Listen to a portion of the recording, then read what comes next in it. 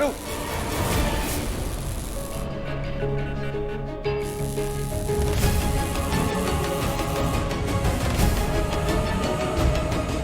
ये अन्नपूर्णा जी का कॉल है तुम्हारे लिए।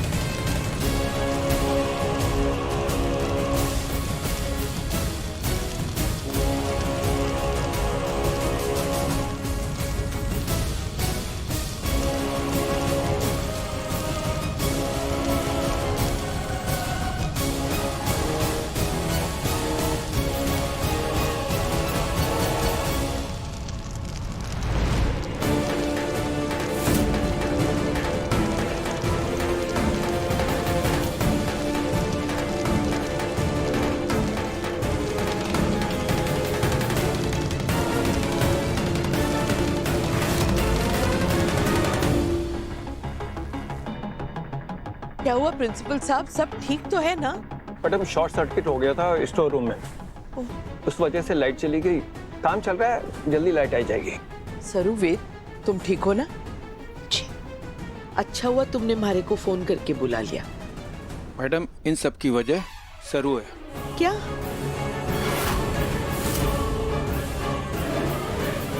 जी, स्टोर रूम के अंदर कुछ पुराने वायर पड़े हुए थे और पानी लीक होके वहाँ पर इकट्ठा हो गया था।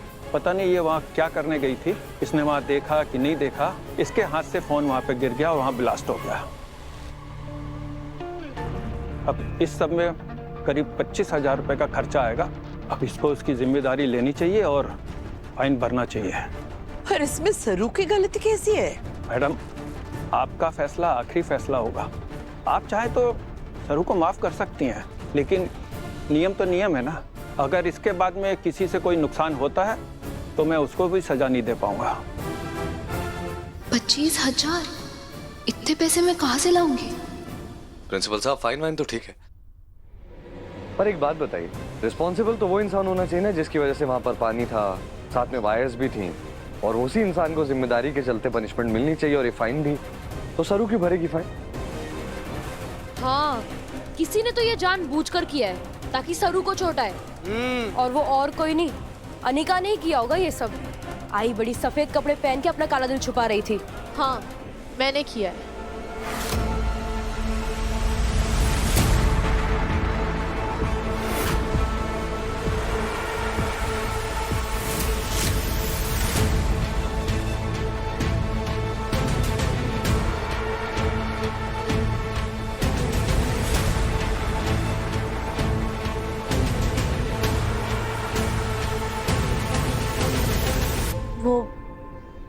मैं स्टोर रूम में गई थी कुछ बुक्स लेने, वहां मेरे हाथ से वायर निकल गई थी। पानी पहले से ही गिरा हुआ था। मैं जैनिटर को बुलाने गई थी, लेकिन उससे पहले ही ये सब हो गया। लेकिन अल्टीमेटली गलती तो मेरी ही है। चोर चोरी से जाए लेकिन हेरा फेरी से ना जाए। तूने ये सब जानबूझकर किया है ना, ताकि सरू को चोट आए? ना फुल्ला, अगर जानबूझ के करती तो सच ना बताती। प्रिंसिपल साहब, गुनहगार ने अपना जुर्म खुद सबके सामने माना है, तो फाइन सरू नहीं अनिका भरेगी, और वो भी पूरे 25,000 रुपए। प्रिंसिपल सर, सही कह रही हूं ना मैं? जो नियम है वो है, ये हमारे नहीं आपके शब्द है, और नियम सबके लिए बराबर होने चाहिए। 1 महीने का समय है थारे पास। 25,000 कमाओ, जो नुकसान किया है उसका जुर्माना भरो।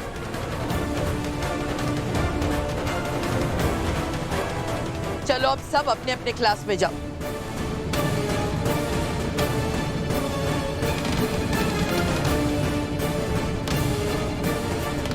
सरू, चल।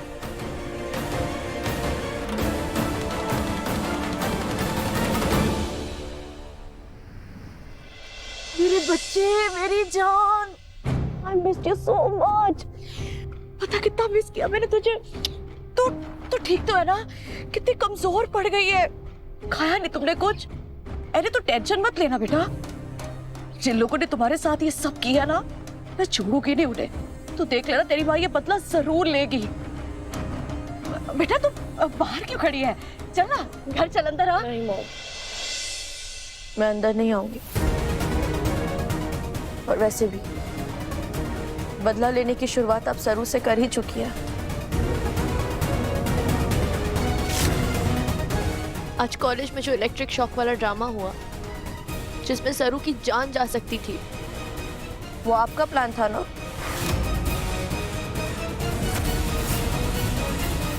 हाँ, मेरा प्लान था। तो उस गवार की वजह से ये सब कुछ हो रहा तुम्हारे साथ। कैसे जाने देती उसे मैं? सजा तो मिलनी थी, बची तो नहीं ना? बच गई। थैंकफुली बच गई मॉम, और उसे कुछ नहीं हुआ। वरना मैं खुद को माफ नहीं कर पाती, और आपकी इस हरकत का ब्लेम मैंने खुद पर ले लिया। क्यों एनी, तू पागल हो गई है? क्यों किया तूने ऐसे? बच्चे तुझे तो इस प्लान के बारे में कुछ पता भी नहीं था। मुझे अभी अकल आई है। मैं पहले ही बहुत गलत कर चुकी हूँ। प्लानिंग, प्लॉटिंग, इंसल्ट्स, सरू के साथ, सबके साथ। लेकिन अब और नहीं।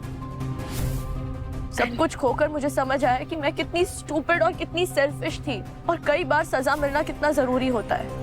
ये तो बच्चे मॉम, आप और नानी इस बात को समझ जाइए और प्लीज ऐसी हरकत करना बंद कर दीजिए। क्या बोल रही है? नहीं तो क्या हो गया है? हाँ मॉम, और आपके इस प्लान का इल्जाम मैंने अपने सर पर ले लिया है। इसलिए कॉलेज में स्टोर रूम खराब होने के जो 25,000 का फाइन है, वो सरू नहीं, मैं भरूंगी। यानी क्या बोल रही है बच्चे? कैसे भरेगी तू? तेरे पास तो पैसे भी नहीं है। ओके ओके, मैं काम करती हूँ, वो पैसे ना मैं तुम्हें लाके देती हूँ। नो मॉम, पैसे मैं खुद कमाऊंगी और फाइन भी मैं खुद ही भरूंगी।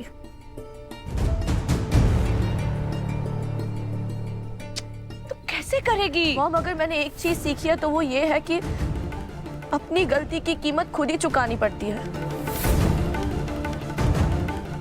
और आप लोग भी ये बात समझ जाइए और सुधर जाइए।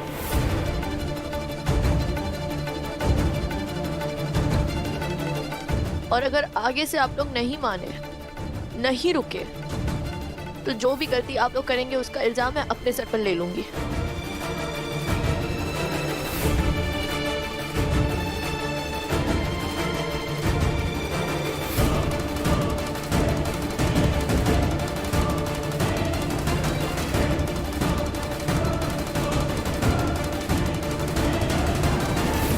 इसका मतलब कॉलेज में जो शॉर्ट सर्किट हुआ था वो अनिका ने ना उर्मिला जी ने किया था।